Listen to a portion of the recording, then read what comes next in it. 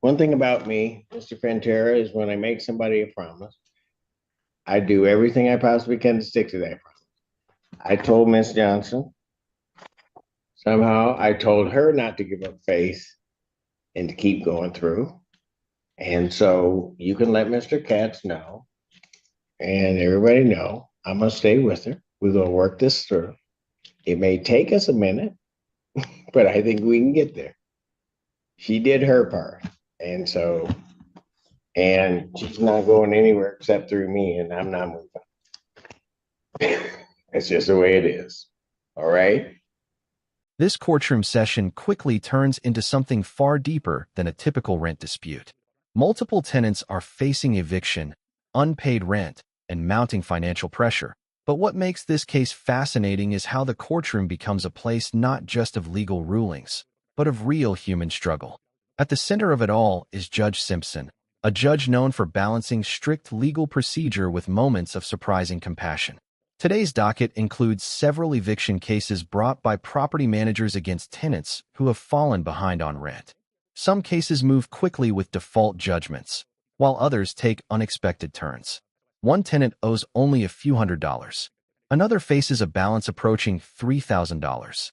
And as the cases unfold, the courtroom begins to reveal something much bigger than numbers on a ledger: stories of lost jobs, housing instability, and people trying desperately to stay afloat. But the real turning point of this session comes when one tenant, Tisha Johnson, stands before the court. She's behind on rent, struggling to secure assistance, and trying to prove she's finally found employment. What happens next shows how a courtroom decision can change the trajectory of someone's life. Watch closely, because between legal rulings, financial calculations, and moments of unexpected humor, this hearing becomes a powerful reminder that justice isn't always just about rules. Sometimes it's about understanding the human story behind them. And as you watch, think about this. Should courts strictly enforce eviction rules, or should judges sometimes step in to give people another chance? Let's see how Judge Simpson handles it. Good afternoon, folks. Court does call the case of Arbor Club versus Melissa and Jemba.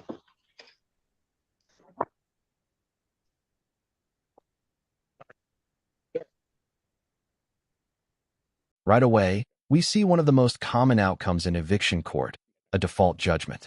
When a tenant fails to appear or doesn't contest the claim, the judge can issue a ruling almost immediately in favor of the landlord.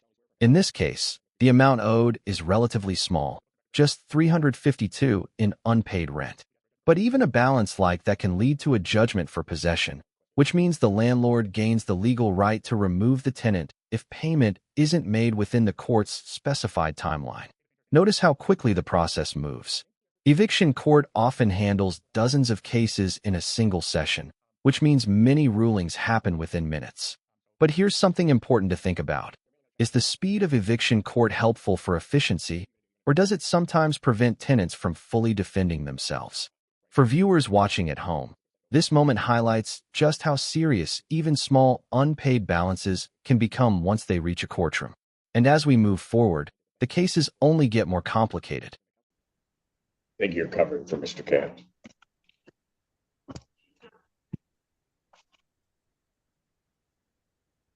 Jemba, she has not.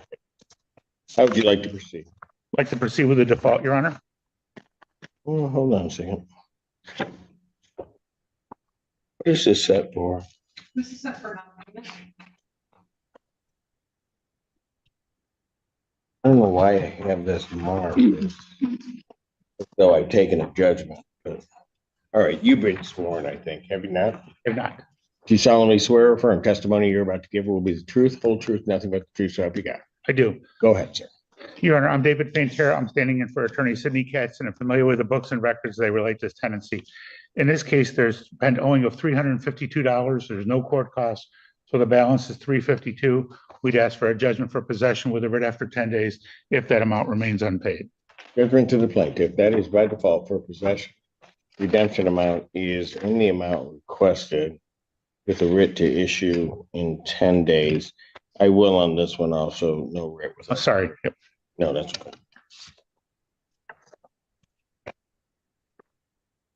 Barber House versus Sierra Spencer.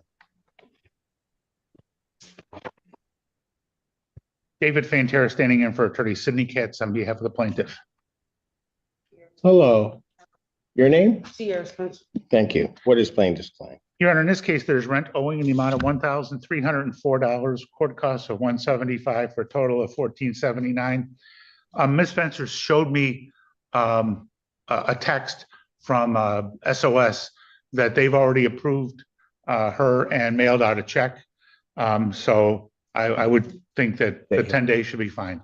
They're mailing out a check for this amount? Yes. Okay, so I'll put it over. Or what are you gonna do? You want a judgment? Yes. And I think that may be what to do. Okay, so this judgment won't include March. Okay. You'll get it paid off in time, right? And so SOS is gonna send it over. I'll do the judgment. And that way, if I, just so that you know, the reason I would do it this way is because I don't want you coming back in March. March isn't paid and then we gotta add it and you follow me? Yes, sir. That makes sense? All right. So I'll grant a judgment to the plaintiff, that's by consent for that amount. I do have to apprise you, ma'am, that you're unrepresented by counsel. This is a judgment. You have 3 business days to think about it. If you believe that there's some legal reason, some right you didn't assert, or some confusion on your part, you would have those 3 business days to file a motion with the court. Okay. All right? Yes, sir. Doesn't mean I grant it, but you have that time to think about it. Yes, sir. Fair enough? All right. You just want to go, don't you? No. All right. Take care. Thank you. Court calls the case, Willow Ridge Apartments versus Taisha Johnson.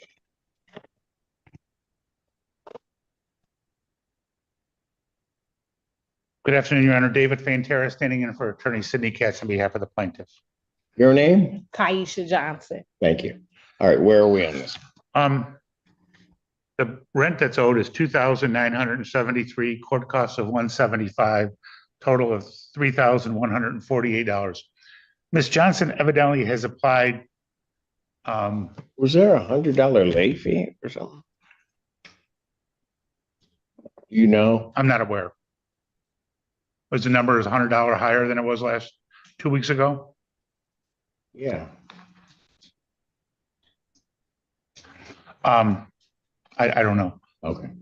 I think we have other issues on this case in that she's applied for assistance through THAW, Through where? which I believe is called the Heat and Warmth Fund. And I'm familiar with them paying people's utilities, but evidently they also pay rental assistance. So I've never dealt with them. She said that when she met with them, they told her that she had to get a job in order for her to be considered, and that they could consider her up to $3,000. She said she got a job and she expects them to pay, but she doesn't know exactly how much they're going to pay. I asked her if she had any documentation or if she had a 539 form, and she doesn't. So we thought we would throw this one in your lap because we deal with a lot of the local agencies, Yeah. but I've never dealt with this one. What do you want to tell me? I spoke with you 10 days ago. Manpower just called me yesterday. So when I leave here, they need for me to come down there to get, turn in my ID and my social security card for the job.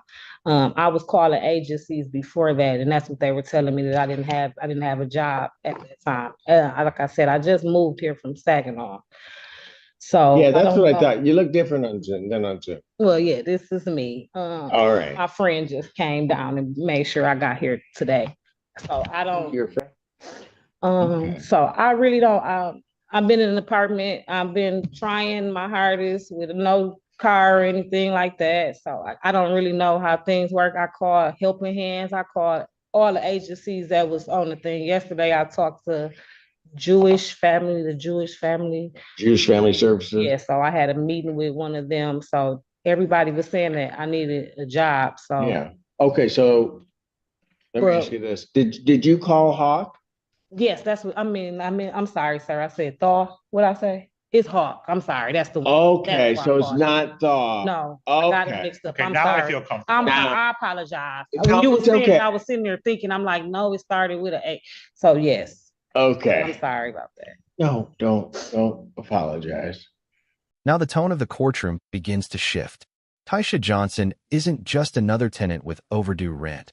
She's someone who appears to be genuinely trying to turn things around.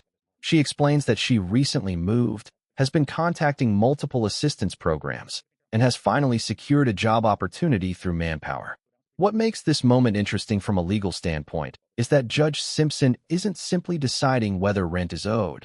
That part is already clear.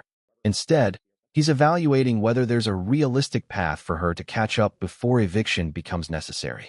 And this is where housing assistance programs like HAWK enter the conversation. These programs often require proof of employment before approving rental aid, which creates a frustrating cycle. Tenants need help to stay housed, but they must first prove financial stability. Judge Simpson is clearly trying to understand whether Johnson's plan is credible. So let's ask the question. If someone is actively trying to get back on their feet, should a court give them extra time? Or should the law remain strictly neutral? Because the answer to that question is about to shape the rest of this hearing. How are you as compared to the last time you were here? I feel better. I feel better. You were lost the last time you were here, and I think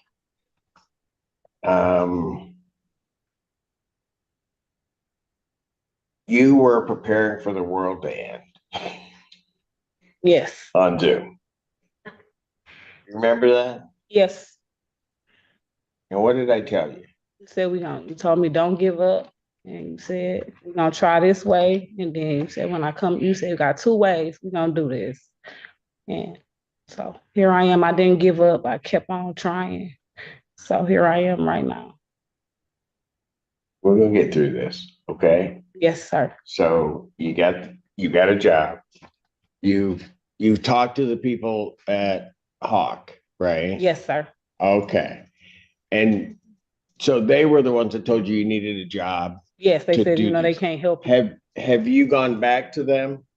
No, because actually I gotta go to Manpower today because I need the acceptance letter, to show proof that I have the job. Got it. And So- then you're gonna talk back with Hawk. Hawk. Yeah. Okay. Do you have how much is your monthly rent? $1,299. Okay. Yeah, and if, Your Honor, if I remember the last time we had a conversation with Hawk, they won't even give the appointment until she has a, Job. right, so you called in, and so you don't have an appointment with a caseworker. Nope. They basically said, call back in. I So just she's got the job. probably 2 to 3 weeks away. And my concern is this is gonna go into March, which is gonna take the balance up to $4,500. So if you need to, so you're gonna go from here to Manpower, Yes, sir. and I don't know if Manpower is sufficient to get that appointment. I already got the job. I could. My Okay, you got phone and the- car. You just check have to the supply the Yes. information. Then you need so I to- can finish you on need- my W-2s. You need to call Hawk this afternoon, because the sooner you call in, the sooner you get an appointment. Yes, sir. If this were my client, I know what I would do, but it's not. Is Amy? Amy's in. Good afternoon. I'm good. Good afternoon, Amy. But she's gonna have to go there, and I think I get what's happened with her. She's gotta have proof of employment, so she's gotta get that, so then she can begin that process, right? Your Honor, if she already is employed, it's a matter of providing that proof once she's had that caseworker in front of her. Right now, we're booking for the 16th or 17th of March, so I'd recommend she call right now and at least try to get into the calendar.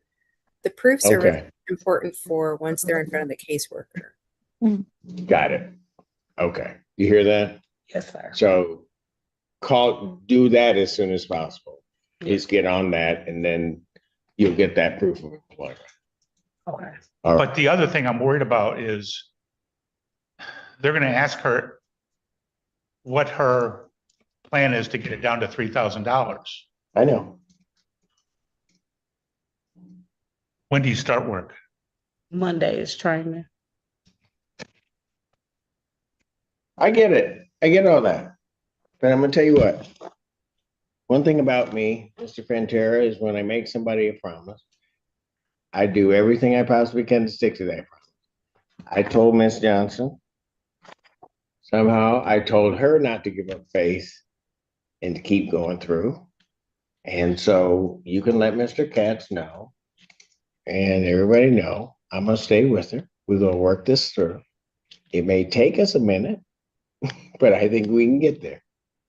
She did her part. And so, and she's not going anywhere except through me, and I'm not moving. It's just the way it is. All right. Good. You're welcome.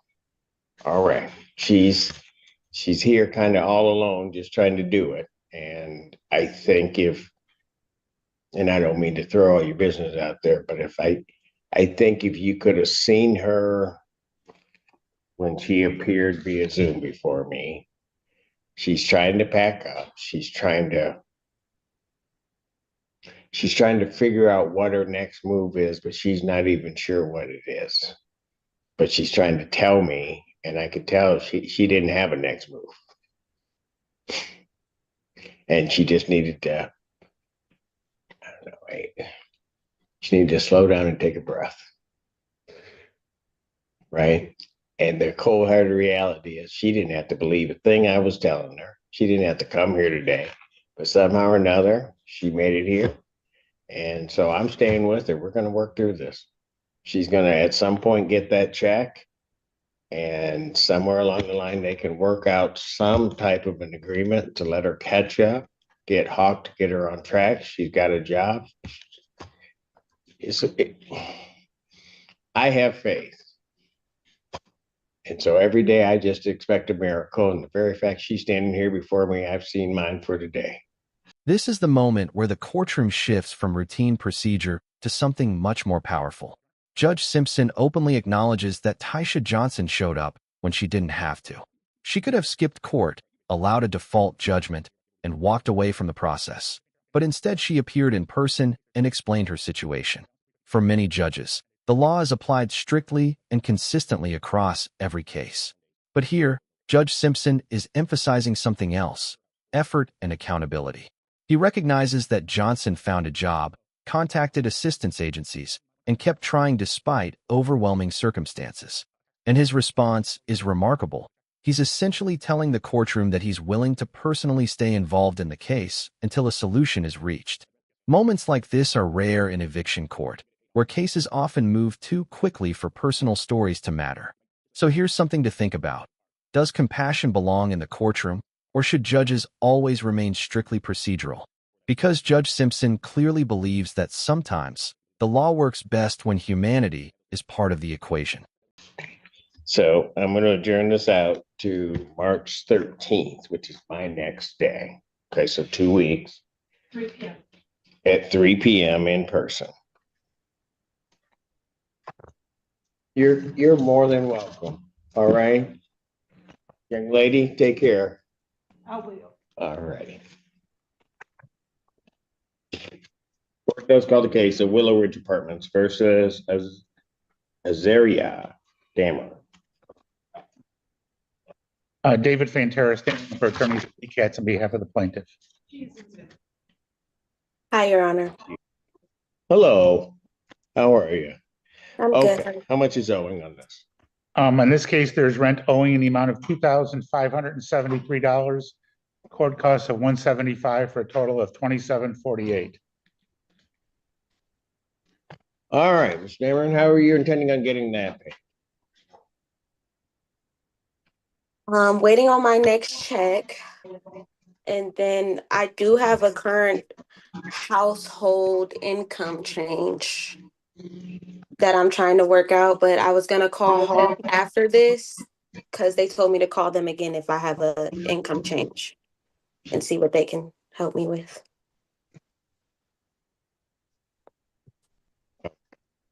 How much is your monthly rent? 1,600. I think it's really 15.99. Okay.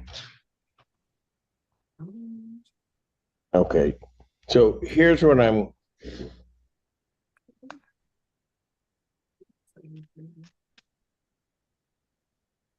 She said they were scheduling 16th, 17th. All right. Here's what I'm going to do, ma'am. Mm-hmm.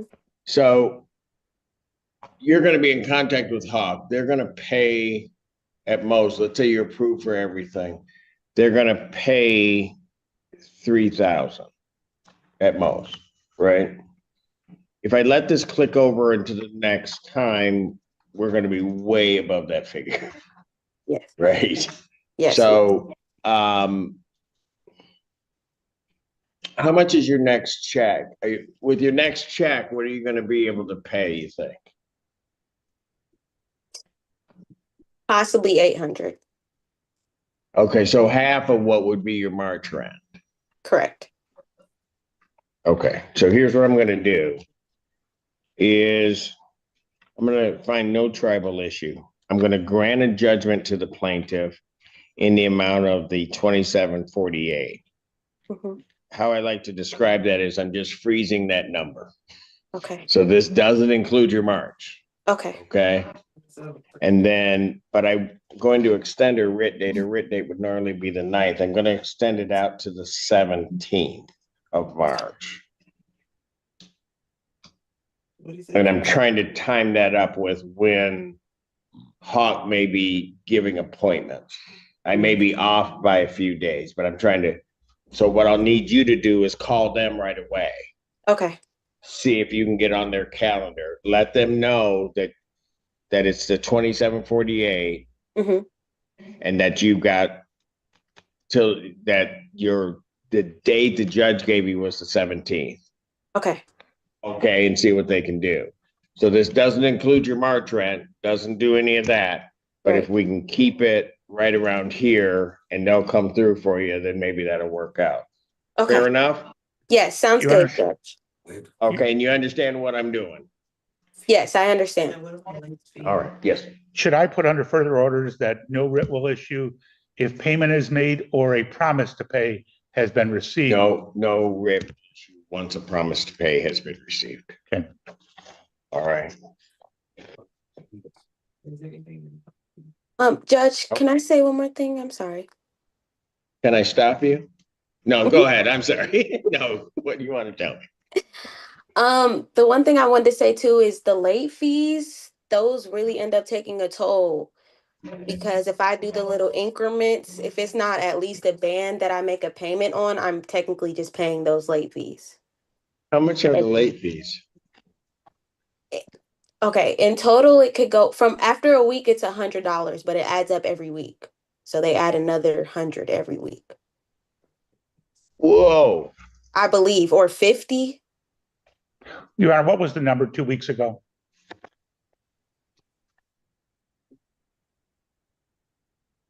Was 2648 So it's gone up $100 in a week.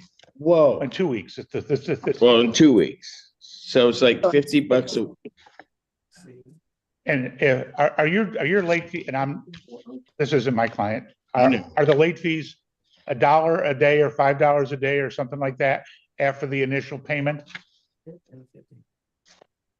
I'm not sure. Your Honor, why don't we just make this easy? Why don't Hang we on. freeze it at the 2648? Hang on a second.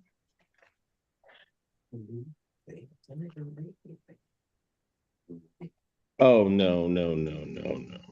So See, he's like, can't you get hell?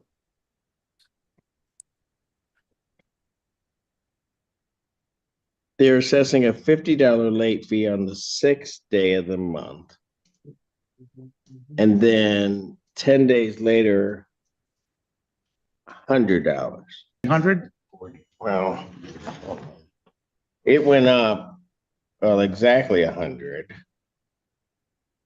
So is that, what's on there is that second, What got tacked on was the second one because we were on the 13th. We're now on the 27th. So, minus the whole 150. 25.98. All right, here's what I'm gonna do, ma'am. Mhm. I the best I can do in this case. I'm granting the judgment for 25.98. I'm wiping out that entire late fee for February. All right. Thank you. You, Mr. Fantera, however you want to describe it to him, and if he wants to talk to me directly, he can talk to me directly, but that might not be a great conversation. Let him know that late fee I almost consider to be near liquidated damages, which cannot be assessed, and that the late fees have to be reasonably calculated to what is the cost of rent. And you can't each month keep putting people back in the hole like this. Right.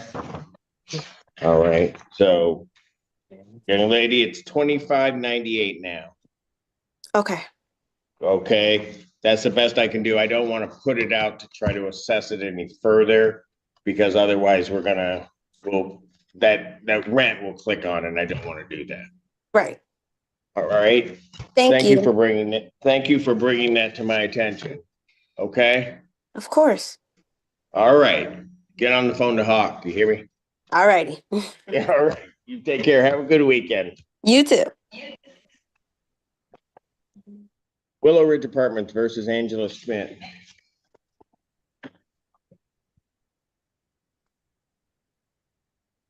Angela Schmidt, not here. You've been sworn. You may go ahead. In this case, there's rent owing in the amount of $1,852, court costs of $175 for a total of $2,027. We'd ask for a judgment for possession with a writ after 10 days if that amount remains unpaid. Judgment to the plaintiff, that is by default for possession. Redemption amount is in the amount requested with writ to issue 10 days. By the end of this courtroom session, we've witnessed a wide range of outcomes, from quick default judgments to deeply personal interventions. Several tenants who failed to appear received immediate rulings for possession, showing just how swiftly eviction cases can move through the legal system.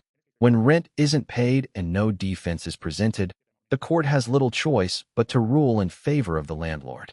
But the most memorable moment came during the cases where Judge Simpson took a closer look at the financial details, especially when excessive late fees began pushing tenants deeper into debt.